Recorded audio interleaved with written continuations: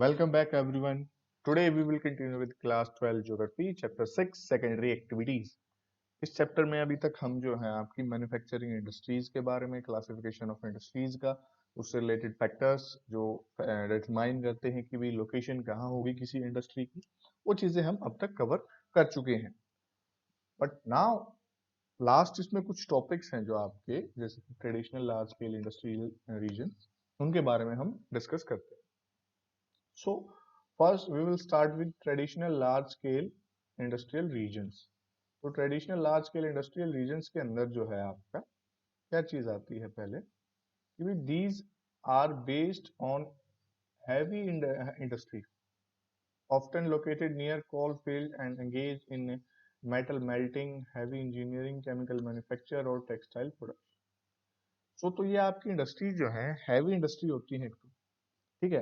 मतलब ये नहीं कि एक छोटा सा कोई थोड़ा बहुत चीजों का प्रोडक्शन करना होता है या आपका दो चार मशीनरी लगा के उससे काम चल जाता है। काफी बड़े लेवल पे आप इधर देख सकते हैं, काफी बड़े लेवल पे जो है इंडस्ट्री सेटअप की जाती है। आप काफी बड़ी बड़ी बिल्डिंग्स होती हैं, कई कई लंबे लंबे रीजन के अंदर इनको सेटअप किया जाता है। So these industries are known as smoke stack industries. तो इनको स्मोक स्टेक इंडस्ट्रीज यानी कि धुएं की चिमनी के तरीके की वो इनकी कंडीशन डेवलप हो जाती है। इतना बुरा हाल होता है कि आसपास का जो इसके इवन अंदर और बाहर दोनों जगह इसका बुरा हाल देखने को हमें मिलता है, ठीक है। तो traditional industrial regions can be recognised by, अब इनको जो ट्रेडिशनली डेवलप होती हैं ये इंडस्ट्रियल रीजन्स, वो कैसे पहचाना जा सकता है। और एम्प्लॉयमेंट इन मैन्युफैक्चरिंग इंडस्ट्री, भाई इस इंडस्ट्रियल रीजन में बहुत ज्यादा एम्प्लॉयमेंट होती है, ठीक है। यानी कि आपको पता, जब देखिए अब इतना बड़ा रीजन है उसको चलाने के लिए आपको एम्प्लॉयमेंट भी तो करनी पड़ेगी ना, बहुत से लोगों को आपको भर्ती करना पड़ेगा, ठीक है। और after that high density housing and poor services and unattractive environment like pollution, waste, heat. तो मतलब अनअट्रैक्टिव जो है आपका अनअट्रैक्टिव जो एनवायरनमेंट, किस तरीके से कहेंगे हम उसको कि भाई घर इसके आसपास जो रहने वाले होंगे, जो काम करते होंगे लेबर यहाँ पे, उनके लिए घर जो है बहुत ज्यादा छोटे छोटे घर होंगे, ठीक है। और पुअर सर्विसेज होंगी ज्यादा, उनके लिए बेसिक फैसिलिटी इवन जो है आपका पानी के लिए, खाने के लिए, रहने के लिए, घूमने फिरने के लिए ऐसी कोई जो है अरेंजमेंट नहीं होती है वहाँ पे, बढ़िया। और जो अनअट्रैक्टिव एनवायरनमेंट कैसे होगा आपका कि पोल्यूशन होता है वहाँ पे, हवा में भी, पानी में भी, इवन आपकी सोइल जो है पोल्यूट हो जाती है। और इस इंडस्ट्रियल वेस्ट के जो ढेर लगे होते हैं, ठीक है, वो पोल्यूशन के इंडस्ट्रियल वेस्ट जो निकलता है वो उसके ढेर लगे हुए होते हैं उसके आसपास वाले रीजन में, ठीक है। So due to closure of factories, fall in demand, problems of unemployment and emigration. तो क्या इनमें कई बार ये होता है, कई बार अगर मान ली कोई फैक्ट्री, एक इवन एक इंडस्ट्री अगर क्लोज होती है, बंद होती है, तो उसकी वजह से किसी फॉल डिमांड, मान ली कपड़े की इंडस्ट्री है, कार की इंडस्ट्री है वो, और कार की डिमांड में कमी आ जाए, कार लोग खरीदना बंद कर दें उस कंपनी की, तो क्या हो जाएगा, इंडस्ट्री तो बंद हो जाएगी। और बंद होने की वजह से क्या हुआ, इतनी बड़ी इंडस्ट्री है, वो हजारों लाखों लोगों को एम्प्लॉयमेंट दे रही है, तो एकदम से वो लोग अनएम्प्लॉयड हो जाएंगे और उनको वहां से शिफ्ट होना पड़ेगा एक जगह से दूसरी जगह, ठीक है। तो इसी में आपका एक रीजन है द रूअर कोल फील्ड, जर्मनी, ठीक है। ये आपका रूअर कोल फील्ड जो रूअर सिटी है जर्मनी के अंदर, ठीक है। आपका फ्रांस, बेल्जियम, नीदरलैंड इधर से लगता हुआ, स्विट्जरलैंड और ऑस्ट्रिया और चेक रिपब्लिक, पोलैंड। तो इसमें आपका ये रीजन जो है क्या है, रूअर सिटी है, ठीक है, this one. So it is a major industrial region of Europe for a long time. तो ये आपका मेजर इंडस्ट्रियल रीजन रहा है यूरोप के लिए काफी लंबे समय तक, क्योंकि क्या चीजें हैं यहाँ पे वो हम देखते हैं अभी। The coal, iron and steel form the main point of the economy. तो जो आयरन कोल, आपका coal, iron and steel industry, यानी कोयले और आयरन स्टील इंडस्ट्री से जो इधर यूरोपियन रीजन में प्रोडक्शन होता था, जिसकी वजह से उसकी इकोनॉमी को फायदा होता था, वो कोल और आयरन एंड स्टील इंडस्ट्री वहां पर उसकी मेन पार्ट थी, ठीक है, इकोनॉमी को डेवलप करने के लिए, ठीक है। As the demand for coal decline the industry started shrinking. तो जो कोल के लिए जो डिमांड जो है जब उसकी घटने लगी, जब आगे आगे आने के बाद हमने देखा है कि भाई कोल की डिमांड घट के पेट्रोलियम, इलेक्ट्रिसिटी, ये चीजें डेवलप हुई, तो कोल की डिमांड घट गई। तो उसकी वजह से क्या हुआ, ये आपकी इंडस्ट्री भी छोटी होनी शुरू होगी, इसकी भी डिमांड कम होनी शुरू होगी यहाँ पे फिर। After the iron ore was exhausted, the industry started import through waterways to the road. तो जब यहाँ के जो आयरन और यहाँ पर जो अवेलेबल थे रूअर सिटी में, इस रीजन में, तो क्या हो गया, इन्होंने क्या किया फिर, वाटरवेज से और मटेरियल मंगवाना, रॉ मटेरियल मंगवाना शुरू कर लिया।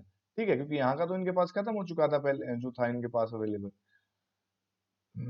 80% of Germany total steel production gets from rural region. तो 80% जो है जर्मनी का टोटल स्टील प्रोडक्शन, ठीक है, पूरे जर्मनी का जो आपका स्टील का प्रोडक्शन होता है वो 80% आपका रूरल रीजन से आता है।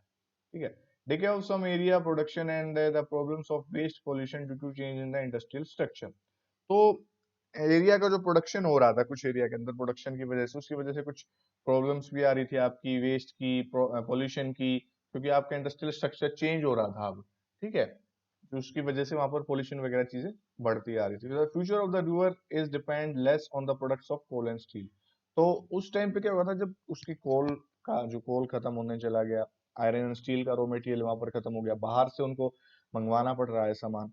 तो इसकी वजह से क्या हो गया, जब ये चीजें ऐसे, सिचुएशन ऐसी होती चली गई, तो जो है प्रोडक्ट्स जो कोल और स्टील के हैं उनके ऊपर उनकी डिपेंडेंसी घट गई। ठीक है, वो डिपेंड करना उनके ऊपर उन्होंने कम कर दिया। Now Ruhr is based on the new industries like the huge Opel car assembly plant, new chemical plant and universities. अब जो है रूअर के अंदर क्या हो रहा है आपका, उसके अंदर जो है आपके ओपेल जो है कार असेंबली प्लांट लगा हुआ है, केमिकल प्लांट लगे हुए हैं बहुत सारे, उनके ऊपर वो डिपेंडेंसी उनकी बढ़ती चली गई है। और यूनिवर्सिटीज आपकी यहाँ पर इस रीजन में डेवलप होती चली गई हैं। ठीक है, तो इस वजह से ये रूअर का सिस्टम चेंज हो गया। पहले पहले आपका क्या था, कोल और आपका आयरन एंड स्टील इंडस्ट्री के ऊपर बेस्ड था, क्योंकि वहीं पर उनको रॉ मटेरियल अवेलेबल था। बट जब वो रॉ मटेरियल वहां पर खत्म हो गया और उनको बाहर से इंपोर्ट करना पड़ गया, देन दे शिफ्ट, उन्होंने वहां से शिफ्ट कर लिया, उस चीज से शिफ्ट करके दूसरी इंडस्ट्रीज के ऊपर उनका ध्यान गया। Okay, next one is the concept of high technology industry. So high technology, नाम से पता लग रहा है कि भाई ज्यादा हाई टेक्नोलॉजी इंडस्ट्री है, यानी कि टेक्नोलॉजी बहुत ज्यादा बड़े लेवल पे यूज हो रही है यहाँ पे, जैसे कि manufacturing of the production of an advance scientific and engineering character by the research and development effort. तो मैन्युफैक्चरिंग और प्रोडक्शन जो मैन्युफैक्चरिंग होती है, प्रोडक्शन होता है advanced scientific and engineering character का किसी भी चीज का, उसमें आपकी रिसर्च और डेवलपमेंट एफर्ट्स होते हैं। ठीक है, आपकी प्रॉपर रिसर्च की जाती है उसकी चीज के ऊपर, पूरा डिटेल में उसके ऊपर जो है डेवलपमेंट वर्क होता है, साइंटिफिक इंजीनियरिंग जो है नॉलेज पूरी यूज की जाती है। आफ्टर दैट उस चीज को डेवलप किया जाता है। ठीक है, तो इसमें आपके professional white collar workers make a large share of the total workforce. तो इसके अंदर जो आपके प्रोफेशनल वर्कर्स होते हैं ना, व्हाइट कॉलर, जो बड़े बड़े साइंटिस्ट, इंजीनियर, ठीक है, वो इसके अंदर जो है वर्कफोर्स के अंदर आते हैं ज्यादातर mainly. Robotic computer aided design and manufacturing electronic controls and the development of new chemical and pharmaceutical products are example of high industry। तो robotic computer aided design जो आज के टाइम पे आपके रोबोटिक्स के की फील्ड में बहुत ज्यादा डेवलपमेंट हो रही है, तो वो हाई टेक्नोलॉजी इंडस्ट्री के अंदर आपका इंक्लूड किया जाता है। केमिकल, फार्मास्यूटिकल, हाईटेक इंडस्ट्री के एग्जांपल्स आपके कहे जाते हैं। इसके अंदर आपके कुछ बेस्ट एग्जांपल भी हैं लोकेशन के अकॉर्डिंग, कि भी जो आपका सिलिकॉन वैली है near San Francisco and the Silicon Forest near Seattle. ठीक है, तो ये आपके बेस्ट एग्जांपल हैं, जो है आपका सिलिकॉन वैली है यहाँ पे, ये सिलिकॉन वैली है। ठीक है, ये आपका सैन फ्रांसिस्को है यहाँ पे। तो यहाँ पे सिलिकॉन वैली आपकी डेवलप हो चुकी है स्पेशली हाई टेक्नोलॉजी इंडस्ट्री के लिए। ठीक है, ये सिलिकॉन आपकी वैली के अंदर देखिए, और इसी तरीके से आपका सिलिकॉन फॉरेस्ट नियर सीटल के अराउंड ये आपका डेवलप हुआ है बहुत ही हाई टेक्नोलॉजी के साथ। ठीक है, सो यहाँ पे आपका ये चैप्टर खत्म होता है सेकेंडरी एक्टिविटीज से रिलेटेड। आई होप आपको सारा समझ में आया होगा, कहीं भी कैसे आपकी इंडस्ट्रीज हम उनको डिवाइड करते हैं, क्लासिफाई करते हैं, क्या रीजन होते हैं कि लोकेशन जो उसकी आपकी डिटरमाइन होती है कहाँ पे लोकेशन होगी इंडस्ट्री की। फिर आपने जो उसके क्लासिफिकेशन में मैन्युफैक्चरिंग वगैरह साइज के बेसिस पर उसको डिस्कस कर लिया है। फिर अब हमने जो rural coalfield high technology industrial region के बारे में डिस्कस कर लिया है। तो आई होप आपको ये सारा चैप्टर क्लियर होगा। ठीक है, थैंक यू सो मच।